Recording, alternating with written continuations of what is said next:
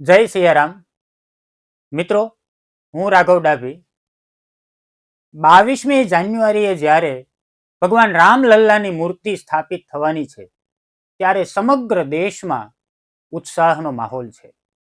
ભગવાન રામની મૂર્તિની પ્રાણ પ્રતિષ્ઠા એની પૂર્વ સંધ્યાએ ગાંધીજીની રામ આસ્થા કેવી હતી એ વિશે આજે મારે વાત કરવી છે. મિત્રો, ગાંધીજીએ જેટલું રામ નામનું બ્રાન્ડિંગ કર્યું છે એટલું હજુ સુધી કોઈએ કર્યું નથી. ગાંધીજી જ્યારે નાના હતા એટલે કે બાલ્ય અવસ્થામાં હતા ત્યારે તેમને અંધારાનો બહુ ડર લાગતો હતો. ત્યારે તેમની દાઈ રંભાએ એમને એક મંત્ર આપ્યો. મિત્રો, એ મંત્ર હતો રામ નામનો મંત્ર.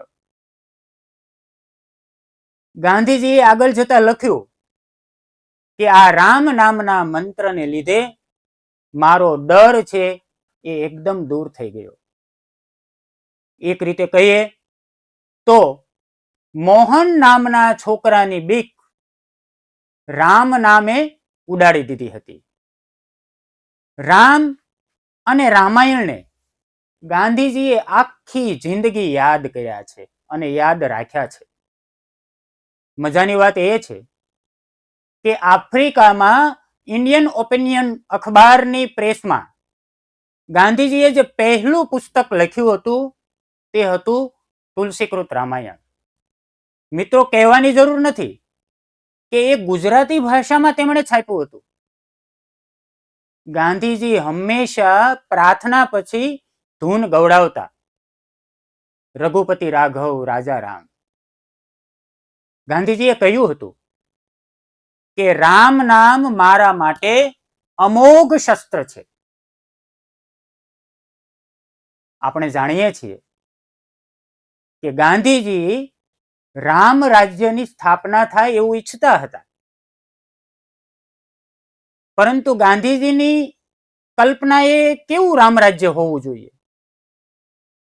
19 સપ્ટેમ્બર 1929માં ગાંધીજીએ યંગ ઇન્ડિયામાં લખ્યું હતું, રામ રાજ્ય એટલે હિન્દુ રાજ્ય નહીં, પરંતુ રામ રાજ્ય એટલે દિવ્ય રાજ્ય, ઈશ્વરનું રાજ્ય, કલ્યાણ રાજ્ય.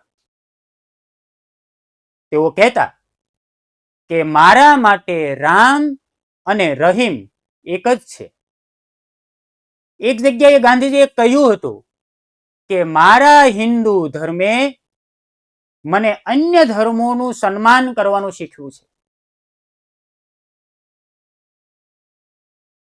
ગાંધીજી કેવા રામને ચાહતા હતા, ગાંધીજી કેવા રામની ભક્તિ કરતા હતા.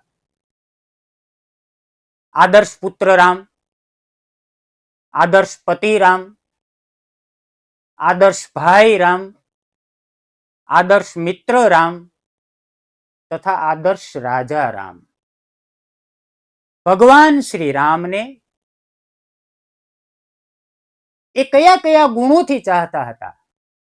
ભગવાન રામમાં રહેલી પ્રજાવત્સલતા, વિનીતતા, ભગવાન રામની વિનોદ વૃત્તિ, ભગવાન રામનું ઉદાર ચરિત્ર, ભગવાન રામની શરણાગત વત્સલતા તથા આત્મશ્રદ્ધાનો ભગવાન રામમાં જે ભાવ હતો એનું દર્શન ગાંધીજી કરતા હતા. કેવા રામની ભક્તિ ગાંધીજી કરતા હતા? વાનરરાજ સુગ્રીવની જેમણે મિત્રતા કરી, જેમણે કેવટની નાવમાં બેસીને કેવટને ધન્ય કર્યો. અરે મિત્રો, ભીલ કન્યા શબરી માતાના એઠા બોર ખાધા,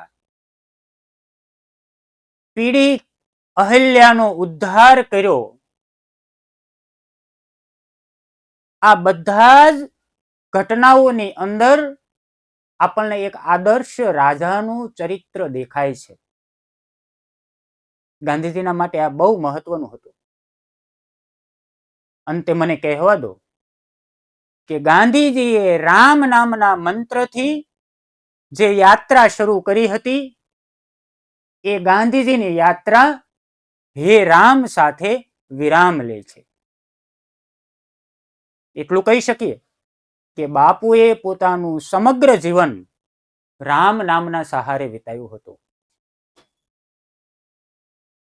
અયોધ્યામાં જ્યારે ભગવાન રામલલ્લાની પ્રાણ પ્રતિષ્ઠા થઈ રહી છે ત્યારે આવો ભગવાન રામના ચરણોમાં વંદન કરી દેશમાં ભાઈચારો, અમન અને શાંતિ સ્થાપવામાં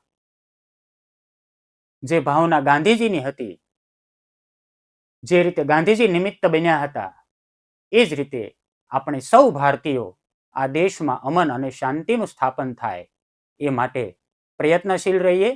ફરી વખત ભગવાન રામના ચરણોમાં વંદન.